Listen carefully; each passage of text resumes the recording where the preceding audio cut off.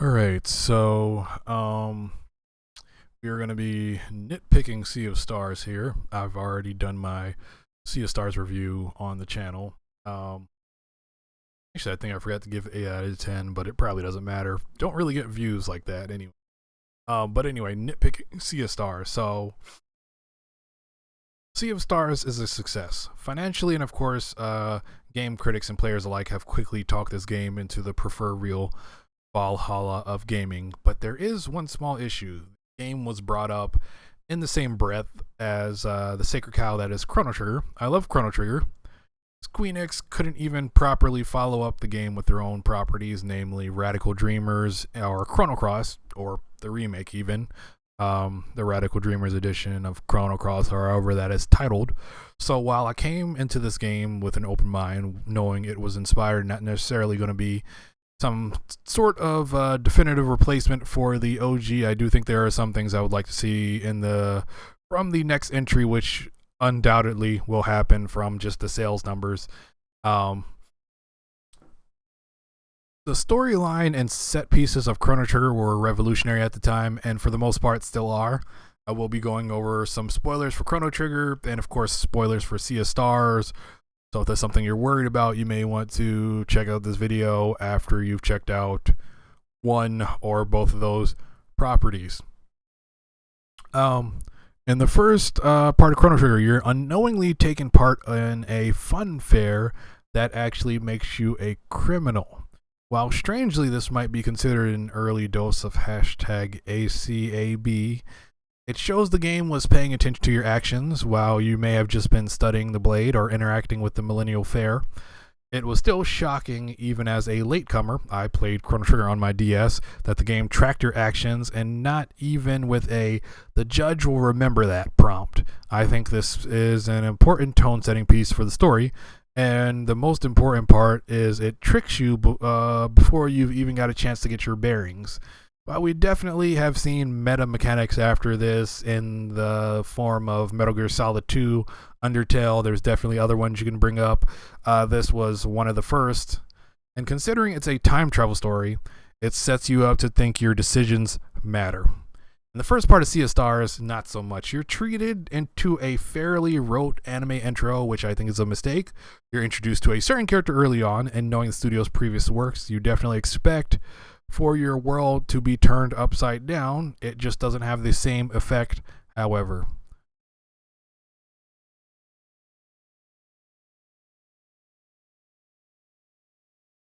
Because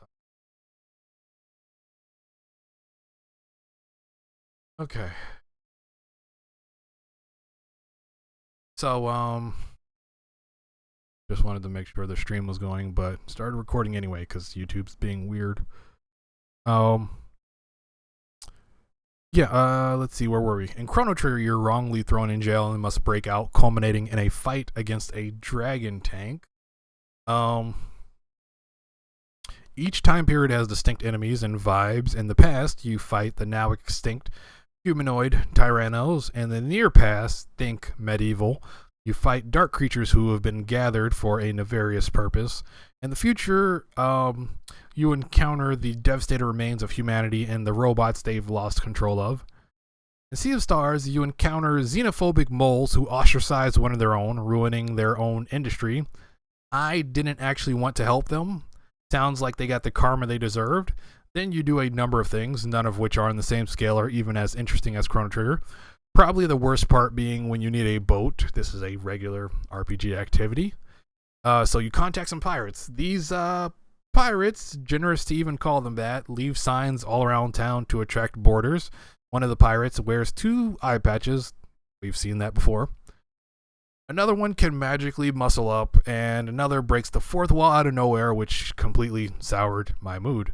I love a great 4th wall break. Something that's in Chrono Trigger as a bonus ending. Keyword bonus ending. Here you're subjected to unfunny jokes. One even pops up after a major character death, if I remember correctly. To be a little bit more fair to this segment, I think if the translation was stronger, because it does feel like this game was translated into English, I'm not sure what Sabotage Studios native language or languages plural are. Seems like that could have been done better.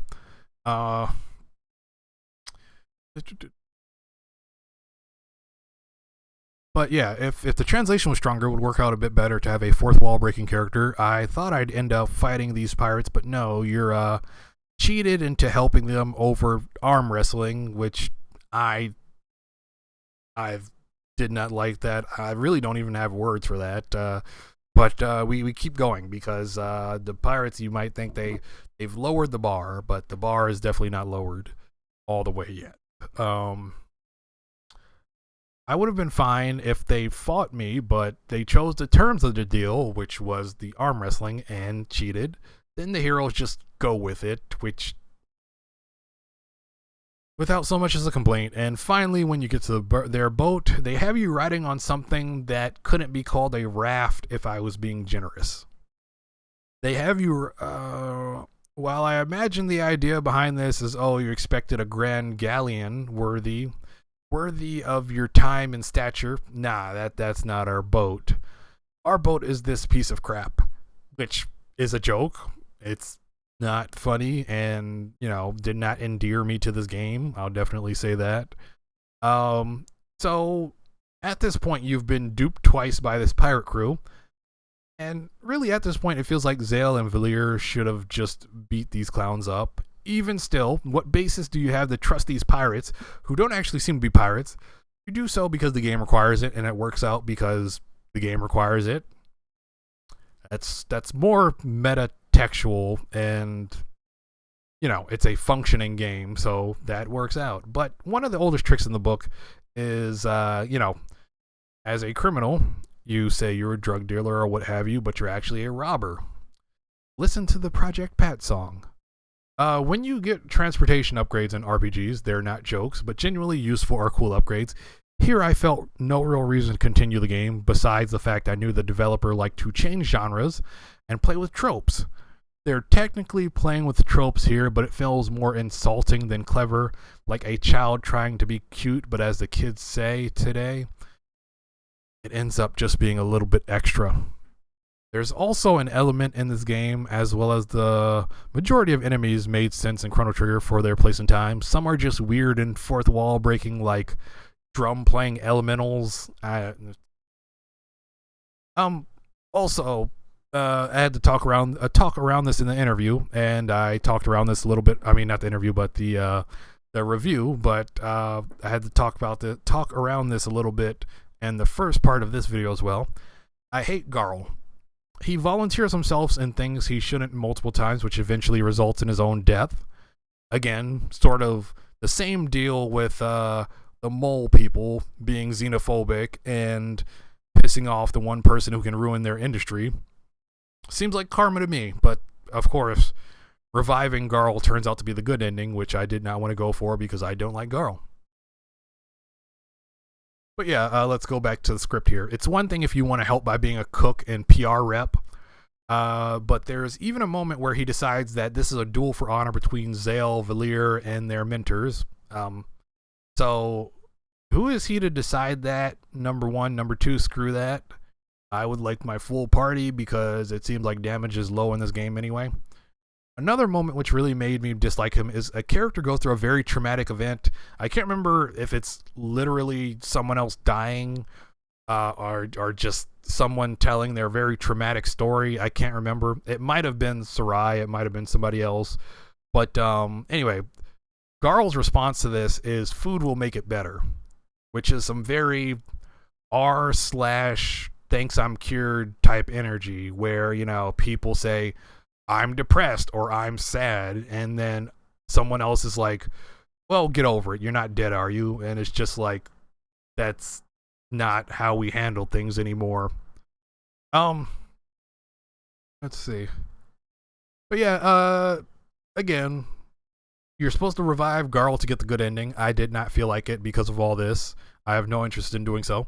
Chrono Trigger's combat is pretty immaculate. While there's the standard fare of hitting goblins until they croak, you can discover team-up moves, and since you're time traveling, you get a party member from each era, so you have something to look forward to. And in true Toriyama Rip to the god, rest in peace. Fashion. As soon as you meet these characters, they're full of personality, even from the limited bits they're working with. Because keep in mind, this is I think it's a Super Nintendo game. I played it on the DS, and really, it didn't feel that far removed from that same hardware. So pretty much a timeless game. It's so where was I? They're full of character. We already went over that part. And in their own each way, each character is distinctly from that era, from the depressing, hopeless future, to the past where there's Tyrannos, humanoid lizards, which we actually encounter kind of, sort of, in Chrono Cross, but Chrono Cross is a bad game, so you don't need to worry about that. And you can even recruit the, at that time, your arch enemy, Magus, who turns out not to be an arch enemy, but, you know, he's still kind of very much your Vegeta, Shadow the Hedgehog type of character. So that isn't even really in this game, which you would expect if they're going to follow up. There is a twist, which is you go to a different universe, but there is not a twist in you recruiting an enemy. I mean, you do get the... I guess they kind of went with that by recruiting Roshan, who is basically an omnipotent character, but still not the same. Even crazier at the time, with Chrono Trigger, speaking about Chrono Trigger again, you can leave the main character, Chrono, dead and finish the game that way, should you choose to. Normally, even nowadays, like Persona freaking 5, A, you have to have Joker in your party, and B, he can't die or else that's a game over. He can't get knocked out. So way back when, we're talking about Chrono Trigger, you've got enemies appearing on screen, not random battles. Your main character can just straight up be dead. You know, maybe you don't like Chrono. I don't know why you wouldn't, but he is silent, and silent protagonists do kind of get on my nerves now. But I mean, he was cool. So that's definitely some player choice there. This was at least a decade before choosing between Jedi and Sith. And that became a thing in games. Think about that. Morality choices that early on. You learn plenty about the characters, and I never felt bored by going on side quests or trying to get the ultimate weapons. And though there are sillier endings, it was pretty interesting and painless to unlock each just to say I did. I think if I had to sum it up, it was fun to experiment in Chrono Trigger, which I can't really say the same for in Sea of Stars. The biggest gameplay problem with Sea of Stars is, and it might not actually be the biggest, but I also hate Garl, so that influences that. But anyway, the biggest gameplay problem with Sea of Stars is Garl sucks. He doesn't have an element, and his moves are limited in use. There is a heal move, which is kind of overcosted, and surprise, you get a better one later from somebody else who's not him. He also has a toss move, and his toss move may seem useful, but by the time you have units placed correctly, enemies placed correctly, you might as well just brute force them individually. This becomes especially apparent when, instead of having to pick and choose in terms of positioning with characters you get in the latter half of the game, you just get a literal black hole move that serves the same function with Roshan. Even if you don't care about that, when you recruit Sarai, even temporarily, she has an element and immediately pulls her weight in a way Garl never did, because her poison is really good. In Chrono Trigger, party members may differ in combo moves. Magus has very few because, of course, he doesn't bond with others in the same way because he's a former enemy. You know, that's fine. He still has a few. I think I remember at least one with Chrono. But no party member is strictly worse than the other. In fact, part of the fun of replaying Chrono Trigger to get the endings or just to replay, and even if you look at the development stuff just on Wikipedia, where they find that people like to replay Chrono Trigger, it's fun to do. No party member is strictly worse than the other. Like, you probably in Chrono Trigger want to have DPS unit, magic unit, and a heal unit. You'd probably use the Princess Marl for that, or even or Frog. But really, I think it's Marl and Frog. They actually have a combo heal move, which is kind of fun. But yeah, no party strictly worse than the other. So there's a reason to use all the party members, even the ones you get later. That's something you end up hearing about in RPGs. Is I'm stuck on the party members I've already had, and I don't want to use new ones. But like Ayla is great, Robo is great, Frog of course is great, Chrono is great. I think like I was mixed on Luca, but she does have some interesting stuff. Um, but Marl is great because she's the best healer. Magus, again that's something you're going out of your way to do, so I understand like why he's not a fully featured quote unquote party member, but he's still good for what he does.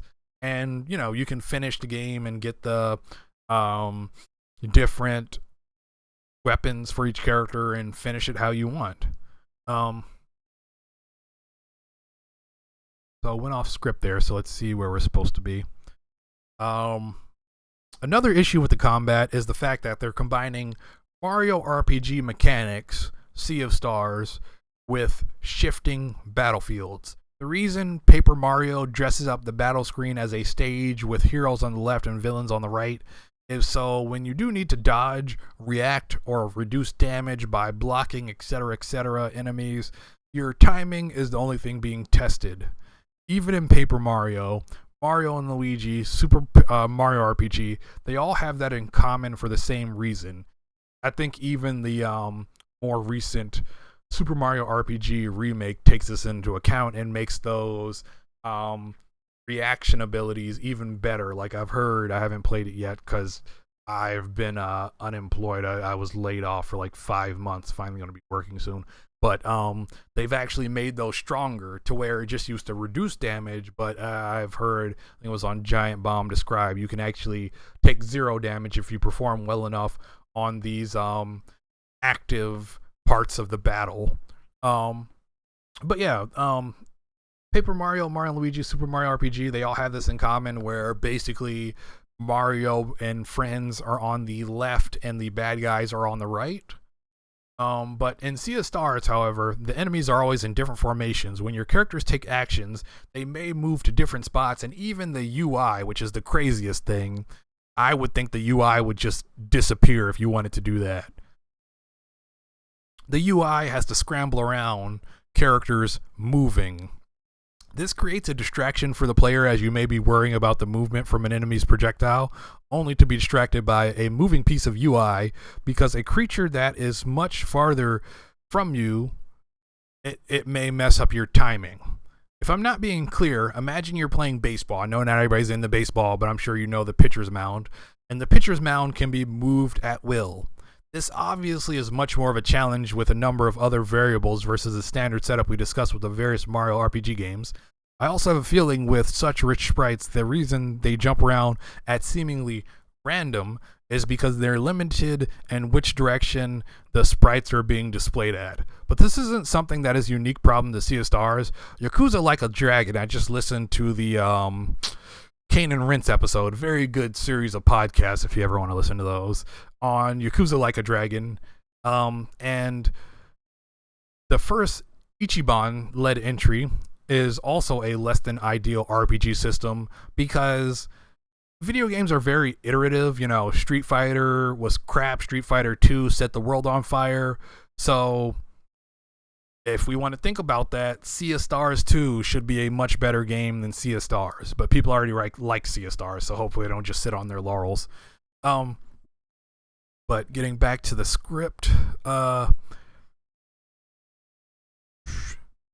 I also have a feeling with such rich sprites, richly detailed sprites, the reason they jump around at random is because they're limited in what direction and what they're being displayed at.